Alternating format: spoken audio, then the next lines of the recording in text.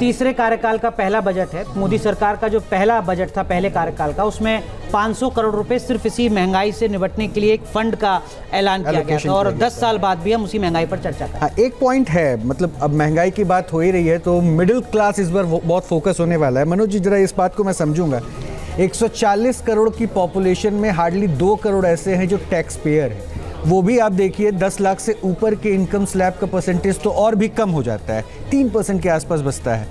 अब ये उम्मीद की जा रही है कि 25% के आसपास जो है स्लैब 15 और लाख से ऊपर को ये करके 25% के आसपास किया जा सकता है। बट मेरा क्वेश्चन ये है कि आप सब्सिडी दे रहे हैं, आप टैक्स स्लैब में बेनिफिट देने की बात कर रहे हैं कि मिडिल क्लास को दे दें, फिर उसके बाद इकोनॉमिक ग्रोथ की संभावनाओं को कितना पॉजिटिवली आप तराश सकते हैं अगर इतना सब कुछ आप कर रहे हैं?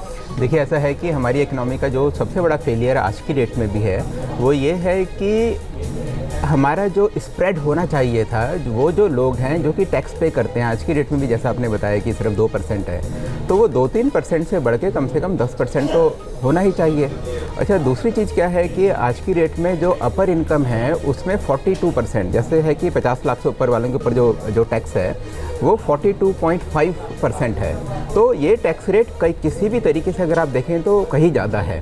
तो इससे क्या होता है कि लोगों को एक तो अपनी इनकम छुपाने का जो उनके अंदर एक इच्छा होती है, उसके बजाय अगर हम टैक्स रेट को कम कर दें और ये कोशिश करें कि हमारा सिस्टम इतना ट्रांसपेरेंट हो, और हमारे जो अथॉरिटीज़ हैं, इनकम टैक्स ऑफिशियल हैं, उनका जो एक भय ट्रेडिशनल चला आ रहा है, वो एक पुलिस की तरह काम करते थे, किसी को पकड़ा, डंडा मारा, किसी के ऊपर कुछ भी लगा दिए, अनाप शनाप, और उनका उस ज़माने में एम होता था कि भाई किसी तरीके से अपने पैसे बनाए।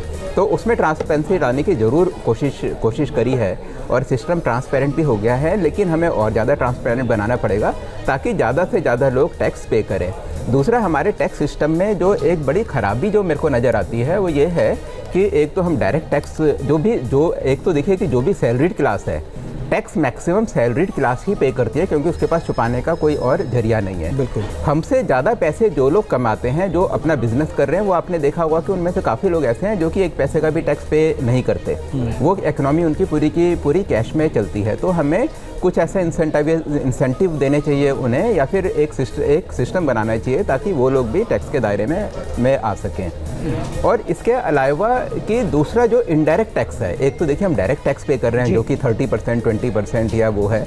दूसरा हम इनडायरेक्ट टैक्स, जो कि हम एक ब्रेड खरीदते हैं, अंडे खरीदते हैं, सब्जी, मतलब वो बढ़ता ही जा रहा है हमारे देश में, इसके कलेक्शंस तो बढ़ते ही जा रहे हैं। आपने शैम्पू खरीदा, साबुन खरीदा, तो जो जीएसटी उनमें लगता है शैम्पू में, साबुन में, तो वो भी तो एक टैक्स है। तो कुल मिला के एक आदमी जो टैक्स पे करता है उसकी इनकम का काफ़ी बड़ा हिस्सा उसमें डायरेक्ट और इनडायरेक्ट टैक्स में जाता है। रोहित ऐसे समझ सकते हैं, आप लोग मुझे करेक्ट कीजिएगा, मैंने कहीं पढ़ा कि अगर आपको 15 लाख रुपए की कार खरीदनी है मौजूदा दौर में, तो आपको 22 लाख रुपए पहले कमाने होंगे, क्योंकि उस पर 30% टैक्स के बाद आप 15 लाख रुपए की कार खरीदेंगे। फिर उस कार पर लगभग 5 लाख रुपए सरकार को टैक्स जा चुका होगा। उस कार को आप 1 लाख किलोमीटर चलाएंगे तो लगभग आप 6 लाख रुपए का तेल फूकेंगे। उस 6 लाख रुपए के तेल की एक्चुअल कीमत लगभग 2.5 लाख रुपए है। 3.5 लाख रुपए आप सरकार को और दे चुके हैं। तो एक 15 लाख की कार जिसको आप 1 लाख किलोमीटर चला रहे हैं, उसके लिए आपको लगभग 32-33 लाख रुपए कमाने होंगे पहले, उसके बाद में आप कार को चला पाएंगे। मतलब पर किलोमीटर कार की कॉस्ट 25 रुपए आती है।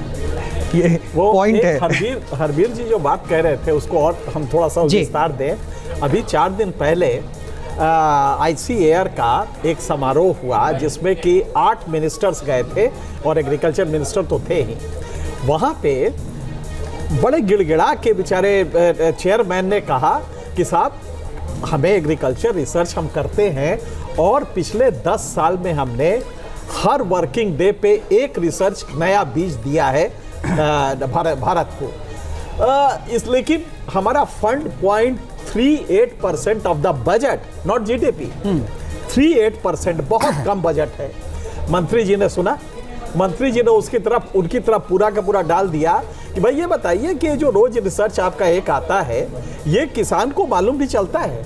आप ऐसा करिए कि आप साइंटिस्ट को कहिए कि फील्ड में जाए अब आप बताइए साइंटिस्ट रिसर्च करे कि फील्ड पे जाए। ये अभी 3 दिन पहले का किस्सा है। ठीक है। तो आप समझ सकते हैं कि हमारा पॉलिटिकल मास्टर्स का एटीट्यूड कैसा होता है। और वो बेचारे गिड़गिड़ा रहे हैं। भारत में रिसर्च पे 0.6% ऑफ जीडीपी खर्च होता है और एग्रीकल्चर रिसर्च में तो बहुत कम होता है। तो जो हरवीर जी कह रहे थे, वो बेचारे इतना रिसर्च के लिए आतुर है, लेकिन उनको ये मौका फंड नहीं। वो वैसा ही हुआ कि बांसुरी बजाई जाए। नहीं, वो 0.01% है एग्रीकल्चर रिसर्च में।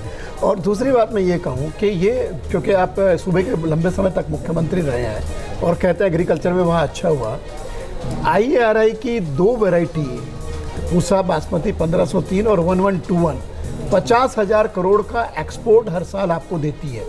और 50,000 करोड़ का एक्सपोर्ट आपके जो 3-4 स्टेट्स हैं वहाँ के जो किसान धान पैदा करते हैं बासमती का, उनको उसका फ़ायदा मिलता है। तो आप अगर इवेलुएट करेंगे तो आपको बहुत सारे ऐसे मौके मिल जाएंगे आपको। लेकिन ये आपको भी होमवर्क करके आना चाहिए, मंत्री को भी, कि ऐसा नहीं है ये कोई सवाल दागने के लिए आप सिर्फ। और बात सही है। न्यूज नेशन अब व्हाट्सएप पर खबरों की ताजा अपडेट के लिए न्यूज नेशन के इस QR कोड को स्कैन करें।